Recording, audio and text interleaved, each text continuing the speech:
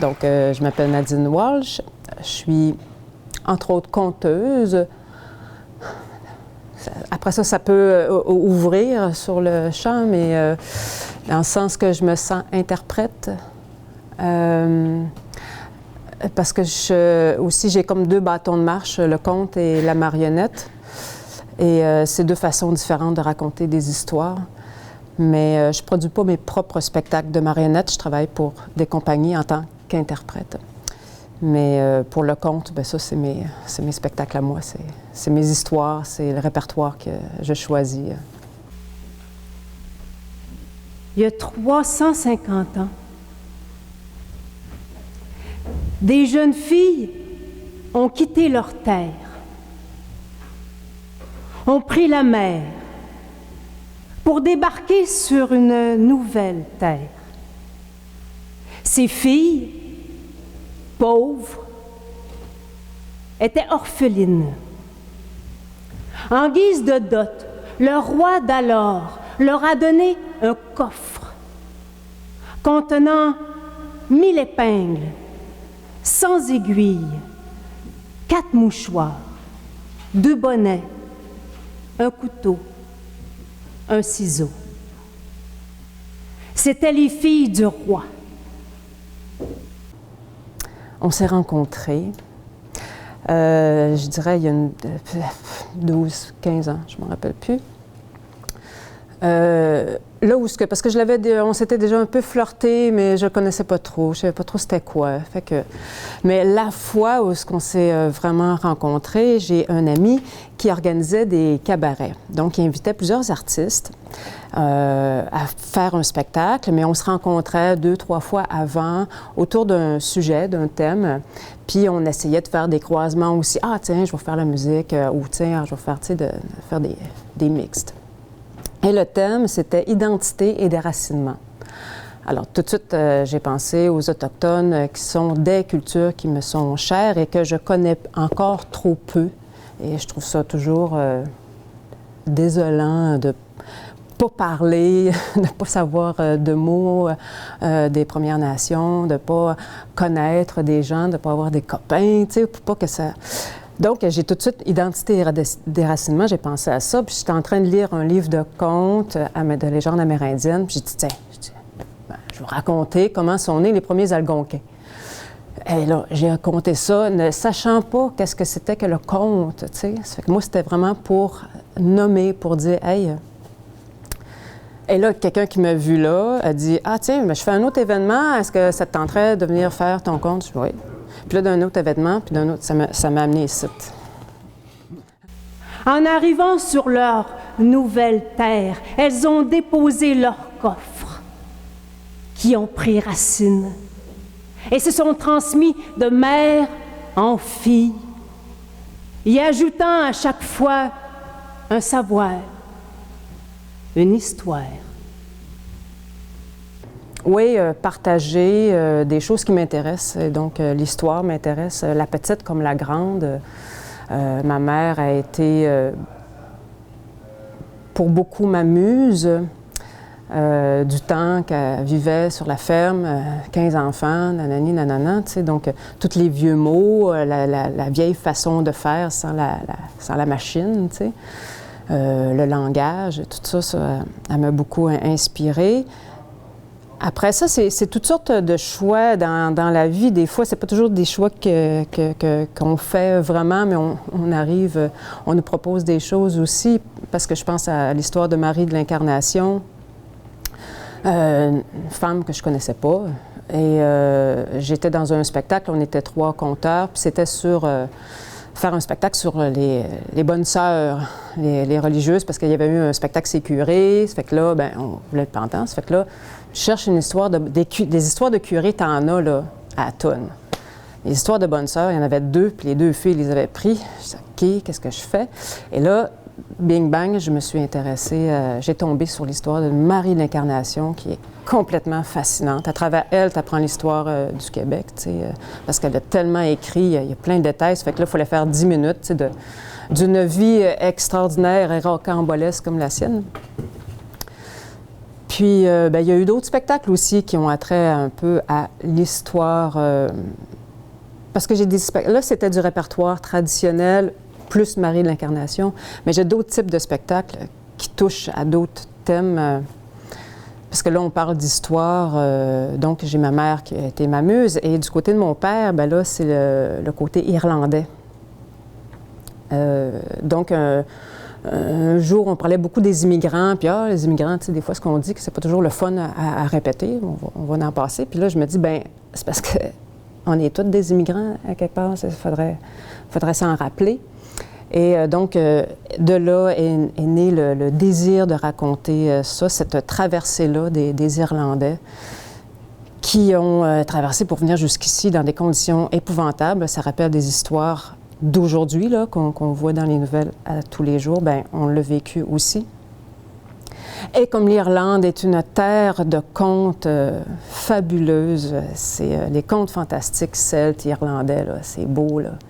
Ça fait qu'avec l'histoire, donc, de cette migration-là, j'ai mis, je dis en dessous parce que dans la cale, il y avait les fairies qui, eux aussi, ont migré et qui finalement sont venus ici au Québec et qui font partie de nos contes populaires. Donc, c'est pas juste du sang qu'on a, mais c'est tout un monde fantastique, une musique, une culture aussi qui émigre en même temps. Donc, c'est ça.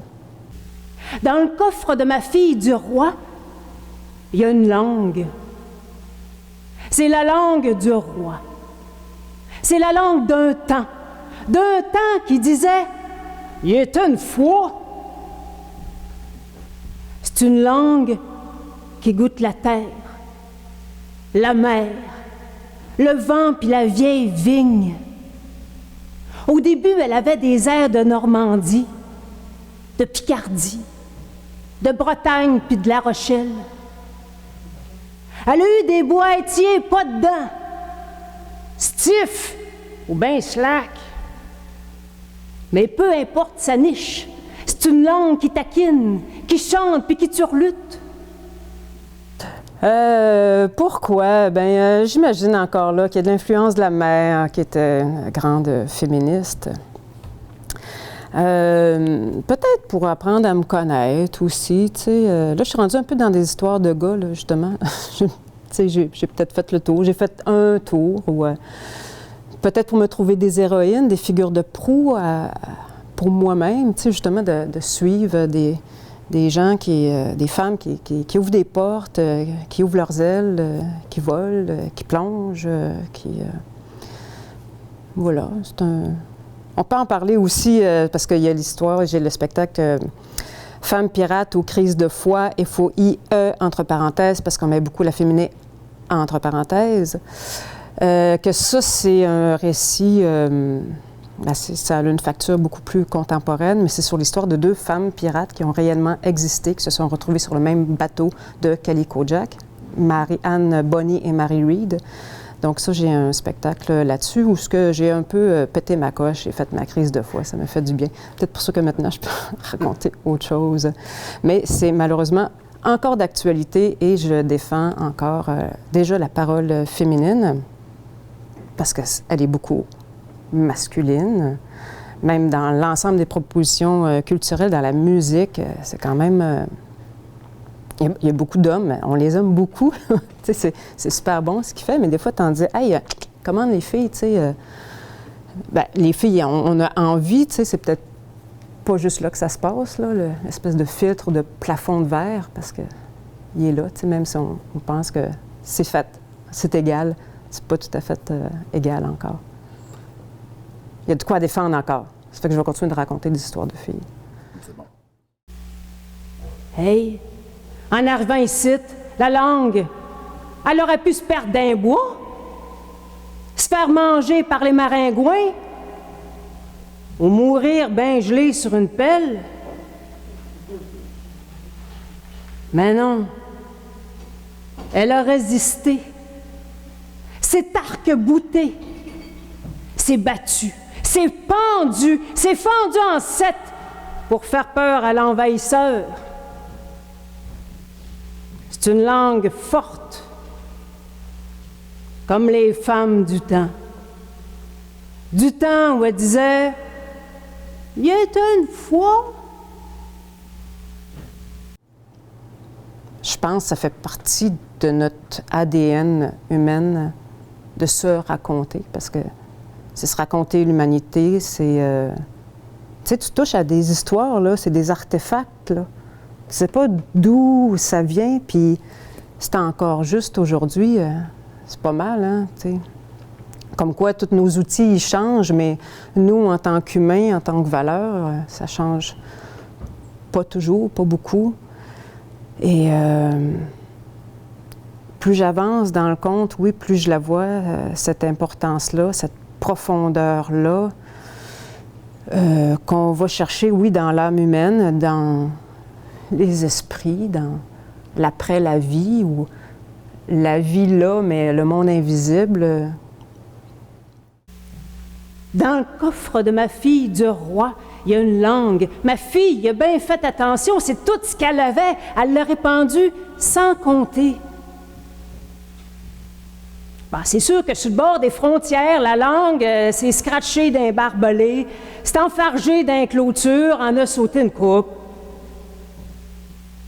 Mais même avec ça, ou à cause de ça, on l'aime pareil, ça y fait des contours en dentelle. Elle a failli craquer une couple de fois, mais ça y en prend plus que ça pour la mettre à terre. Parce qu'encore aujourd'hui, elle explore, voyage, se distingue. J'en suis une fière porteuse. J'essaie juste de ne pas trop émaganer le boîtier. C'est pas évident de trouver le réseau du conte, les scènes du conte, mais ça va se faire, ça, c'est underground, ça va toujours vivre. Je veux dire, avant, il n'y en avait pas de culture. La seule culture qu'il y avait, c'était cette culture-là populaire, tu sais, de jouer de la musique dans la maison, de faire des veillées puis de conter des histoires. Ça fait que ça ne peut pas mourir, là. C'est depuis longtemps. Depuis qu'on sait qu'on meurt puis qu'on se demande, il y a peut-être quelque chose après. Ça fait longtemps, là. Qu'on enterre les morts, ça commence là, là. Puis une fois, j'étais de l'autre bord de l'océan. Je me rappelle plus qu'est-ce que je comptais quand j'entends. Mais putain, qu'est-ce que cette langue du Moyen-Âge, hein? Ça, madame, que j'ai dit, c'est la langue du roi, qui était dans les coffres des filles du roi. Puis moi, madame, que j'ai dit, je suis une petite fille du roi, madame. Puis ce coffre-là, je compte bien garder, pour en faire profiter à qui voudra bien l'entendre, pour que dans 350 ans d'ici, on sache encore qu'il était une fois les filles du roi.